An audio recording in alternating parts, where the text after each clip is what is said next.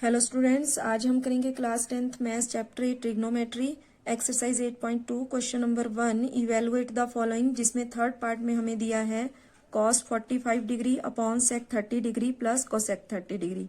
तो सबसे पहले तो हमने वैल्यूज लिख ली। cos 45 डिग्री होता है 1/√2 upon sec 30 degree 2/√3 plus cosec 30 degree होता है 2।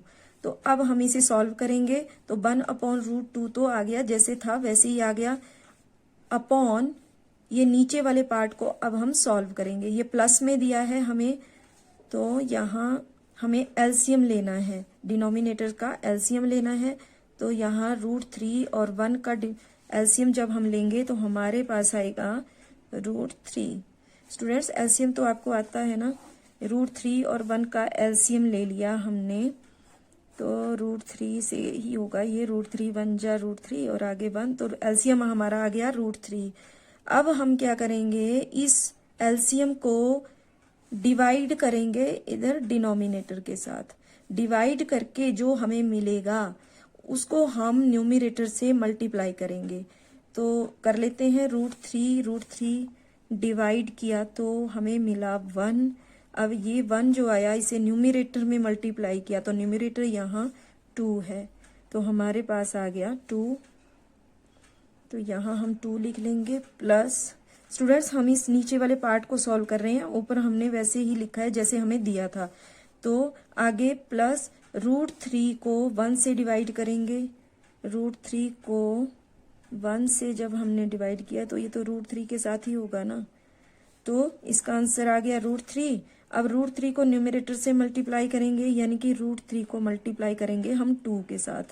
तो यहाँ एक रूट वाली टर्म है, एक बिना रूट वाली टर्म है, तो जिसके रूट के बाहर कुछ नहीं दिया होता है ना, वहां हम 1 मानते हैं। तो ये 2 मल्टीप्लाई हो गया 1 के साथ, तो 2 ही रहेगा, और ये √3 साथ में इस तरह से लग जाएगा, तो हमारा आ जाएगा इधर 2√3। तो अब हम क्या करेंगे, 1/√2 फिर से वैसे लिख लेंगे। अब ये जो हमारा बड़े वाला अपॉन है ना इधर, ये वाला, इसका हो जाएगा मल्टीप्लाई, और नीचे जो हमें दिया हुआ है ये हो जाएगा उल्टा, मतलब √3 इधर आ जाएगा, ये √3 इधर चला जाएगा, और 2 + 2 √3 नीचे आ जाएगा।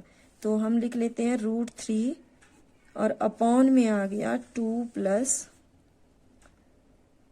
2√3। 1/√2 वैसे ही लिख लिया। ये जो अपॉन था हमारे पास, इसका बन गया मल्टीप्लाई, और नीचे वाले नंबर्स को हमने इनवर्स में लिख लिया, यानी कि जो डिनोमिनेटर में था वो न्यूमरेटर में आ गया, जो न्यूमरेटर में था वो डिनोमिनेटर में चला गया। अब हम क्या करेंगे, इसको √3 1 जा √3 अपॉन, अब इस √2 के साथ इसे मल्टीप्लाई कर लेंगे, तो क्या आएगा हमारे पास, 2 को √2 से मल्टीप्लाई किया तो क्या मिलेगा हमें, 2 को मल्टीप्लाई किया √2 के साथ। तो जैसे मैंने पहले भी बताया कि रूट के बाहर जब कोई नंबर नहीं होता है तो वहां हम 1 मान लेते हैं। तो और रूट और बिना रूट वाली टर्म आपस में तो मल्टीप्लाई नहीं होंगी, तो इसलिए 2 1 जा 2 और ये √2 साथ में आ गया। तो 2 को जब √2 से मल्टीप्लाई किया तो हमें मिला 2√2, आगे प्लस, अब फिर से हम √2 को मल्टीप्लाई कर लेंगे 2√3 के साथ, तो क्या हो जाएगा, √2 को मल्टीप्लाई करेंगे 2√3 के साथ। तो यहाँ हम देख रहे हैं कि √2 मल्टीप्लाई √3, ये जो दोनों रूट वाली टर्म है ये तो हो जाएंगी अब एक दूसरे से मल्टीप्लाई, तो इनका तो बन जाएगा √6। लेकिन बिना रूट वाली इसमें तो है लेकिन यहाँ नहीं है, यहाँ 1 है, तो 2 1 जा 2, यानी कि यहाँ हो गया 2√6। अब नेक्स्ट स्टेप क्या होगा हमारा, हमें डिनोमिनेटर से ये रूट खत्म करना है, ठीक है। तो डिनोमिनेटर से रूट खत्म करने के लिए हमें करना पड़ता है डिनोमिनेटर को रैशनलाइज। तो यहाँ हम कर लेंगे √3 अपॉन 2√2 प्लस 2√6। अब रैशनलाइज जब हम करते हैं तो साइन चेंज हो जाएगा, प्लस माइनस में चेंज हो जाएगा। रैशनलाइज कैसे करेंगे, ये जो हमें गिवन है इसी को हमने इधर न्यूमरेटर से भी मल्टीप्लाई करना है, साइन चेंज हो जाएगा, प्लस की जगह माइनस, और डिनोमिनेटर में भी मल्टीप्लाई करना है। ये किया हमने रैशनलाइज। रैशनलाइज किस लिए किया, क्योंकि हमें डिनोमिनेटर से रूट को खत्म करना है, हमें सॉल्व भी करना है, आंसर लाना है इसका। तो डिनोमिनेटर में हम रूट नहीं रहने देते हैं। जब भी हमारे डिनोमिनेटर में रूट आता है तो हमें रैशनलाइज करना पड़ता है डिनोमिनेटर को, ताकि हम रूट को डिनोमिनेटर से खत्म कर सकें। तो वही हमने यहाँ पे किया कि 2√2 प्लस 2√6 को हमने मल्टीप्लाई किया इधर न्यूमरेटर के साथ भी और डिनोमिनेटर के साथ भी।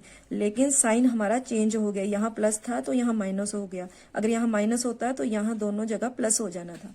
अब हम क्या करेंगे, अब हम इस √3 को, ये जो √3 है इसको हमने मल्टीप्लाई करना है इसके साथ। तो क्या आ जाएगा हमारे पास, √3 को मल्टीप्लाई करेंगे हम 2√2 के साथ, और उसके बाद फिर से इस √3 को मल्टीप्लाई करेंगे हम पहले इसके साथ करेंगे, फिर √3 को मल्टीप्लाई करेंगे 2√6 के साथ। तो किस तरह से मल्टीप्लाई हो जाएगा, ये हो जाएगा हमारे पास 2√6। कैसे हुआ, क्योंकि रूट वाली टर्म से मल्टीप्लाई होगी और बिना रूट वाली बिना रूट से। तो यहाँ बिना रूट वाली 2 है और यहाँ बिना रूट के 1 है, मतलब रूट के बाहर कोई नंबर नहीं दिया है तो हम 1 मानते हैं। तो 2 1 जा 2 और √3 मल्टीप्लाई √2 हो गया √6। फिर आगे माइनस दिया है, माइनस लगा लेंगे। अब हम √3 को मल्टीप्लाई करेंगे 2√6 से, √3 को मल्टीप्लाई करेंगे 2√6 से, तो फिर से वही रूट वाली टर्म से मल्टीप्लाई हो जाएगी। तो 3 6 जा 18, ये रूट में आ जाएगा, और यहाँ 2 1 जा 2, यानी कि हमारे पास आ गया 2√18। अब अपॉन में देखो, यहाँ पे हमारी एक आइडेंटिटी यूज हो रही है, देखो a + b a - b, तो वो किसके इक्वल हो जाता है, a + b a - b = हो जाता है a² - b²। तो हमें a + b और a - b की फॉर्म में दिया है, हम इसे कर लेंगे a² - b² की फॉर्म में। तो ये हमारा a है और ये हमारा है b। तो a² के लिए हमारे पास हो गया 2√2² और -b² के लिए हो जाएगा 2√6²। अब हम सॉल्व कर लेते हैं। अब यहाँ 2√6 ऐसे ही आ जाएगा, -2 18 के फैक्टर करके देखते हैं। 2 9 जा 18, 3 3 जा 9, 3 1 जा 3। तो हमारे √18 के फैक्टर, ये रूट में है तो रूट लगा लेंगे, ये आगे 2 × 3 × 3 और अपॉन में 2√2² तो ये कैसे सॉल्व होगा, ये देखो 2√2² मतलब 2 टाइम्स इसको मल्टीप्लाई करना है। तो 2 2 जा 4, बिना रूट वाली बिना रूट की साथ हो गई मल्टीप्लाई, 2 2 जा 4 और √2 मल्टीप्लाई √2, ये हो गया हमारे पास 2 = 8। अब ये √2 मल्टीप्लाई √2 2 क्यों आया, ये तो पता है ना आपको कि √2 मल्टीप्लाई √2 का मतलब ये है कि ये 2 टर्म है ना हमारे पास, ये इसमें रूट में सेम है। रूट के अंदर जब सेम 2 नंबर एक जैसे होते हैं ना, तो उसका एक बन के रूट के बाहर निकल जाता है और रूट हो जाता है खत्म। इसलिए √2 हमारा हो गया 2, तो 4 2 जा 8 बन गया इधर, और माइनस इसी तरह जैसे इसका बना ना उसी तरह ये बन जाएगा 2 2 जा 4, 6 जा 24। कैसे बना, 2√6 को मल्टीप्लाई किया ना हमने 2√6 के साथ, क्योंकि स्क्वायर में है, 2 टाइम्स मल्टीप्लाई करेंगे तो 2 2 जा 4 हो गया, √6 की जगह क्या रह गया 6, तो ये हो गया 24। इस तरह यहाँ आ गया 24। अब हम क्या करेंगे, अब आप बोलेंगे कि यहाँ 18 के तो आपने फैक्टर किए, इसको इस तरह से लिखा, √6 के क्यों नहीं किया? तो अब √6 के देखो आप कि √6 में जब आप इसके फैक्टर करते हो 2 3 जा 6, 3 1 जा 3, यानी कि √6 के लिए आपके पास आया 2 × 3 रूट में। तो इसमें तो कुछ पेयर में है नहीं, इसलिए रूट के बाहर कुछ नहीं आएगा, इसलिए ये √6 ही रहेगा यहाँ पे। तो इसलिए ऐसे ही इसको लिख लेंगे। और यहाँ पे क्या हो जाएगा, अब यहाँ पे सेम नंबर हैं पेयर में, तो जब सेम नंबर पेयर में होते हैं दो, मतलब एक जैसे यहाँ भी 3 यहाँ भी 3, तो ये 1 बन के रूट के बाहर निकल जाता है। अब ये 1 बन के जब बाहर निकलेगा तो यहाँ ये इस 2 के साथ मल्टीप्लाई हो जाएगा, क्योंकि 3 बाहर निकला ना, तो ये 3 2 जा 6 हो गया। तो यहाँ आ जाएगा हमारे पास 6, और अंदर क्या रह गया, ये तो पेयर में नहीं था ना, तो ये तो रूट के अंदर ही रहना है। तो 6√2 अपॉन 8 को 24 से माइनस करेंगे तो हमारे पास आ जाएगा 16। अब यहाँ पे ध्यान रखना कि बड़े नंबर के साथ जो साइन होता है ना, वही साइन यहाँ पे आएगा, फिर -16। ठीक है। अब उसके बाद क्या करेंगे हम, यहाँ हमारे पास आ गया 2√16 और -6√2 अपॉन में आ गया 16। इतना हमने कर लिया। अब हम क्या करेंगे,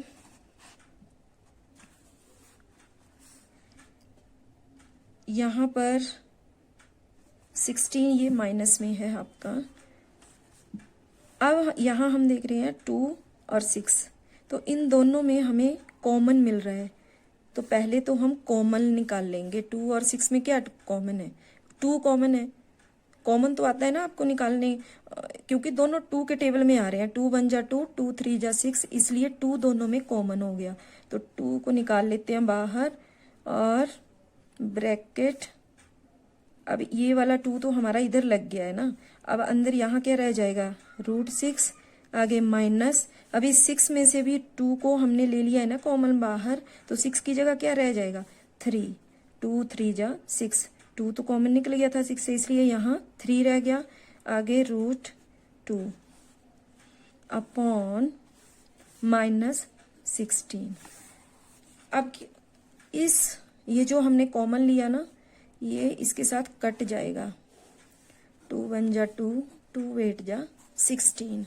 हमारे पास आ गया ऊपर क्या बच गया न्यूमरेटर में, √6 -3√2 अपॉन -8।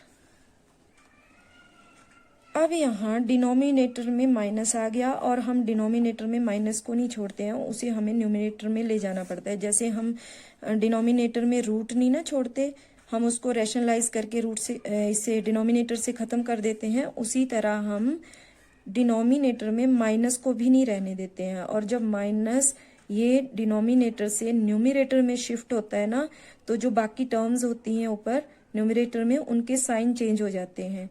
तो इसका मतलब हुआ कि ये जो √6 ये यहाँ प्लस में है, तब जब ये माइनस ऊपर जाएगा तो ये वाली टर्म हमारी हो जाएगी -√6, और ये माइनस में है तो ये हो जाएगी प्लस में, और नीचे इस तरह हमारा माइनस डिनोमिनेटर से ख़त्म हो गया।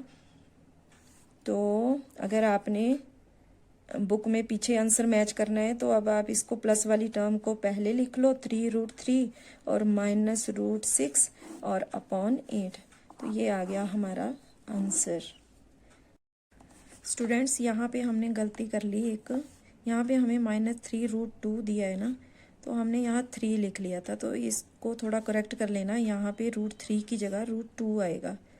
ऊपर तो हमारा सही है, लेकिन यहाँ √2 लिखना था हमें, √2, और बाकी फिर = ये इस तरह से प्लस वाली टर्म हमने पहले लिख ली और -√6/8 इस तरह से आ गया।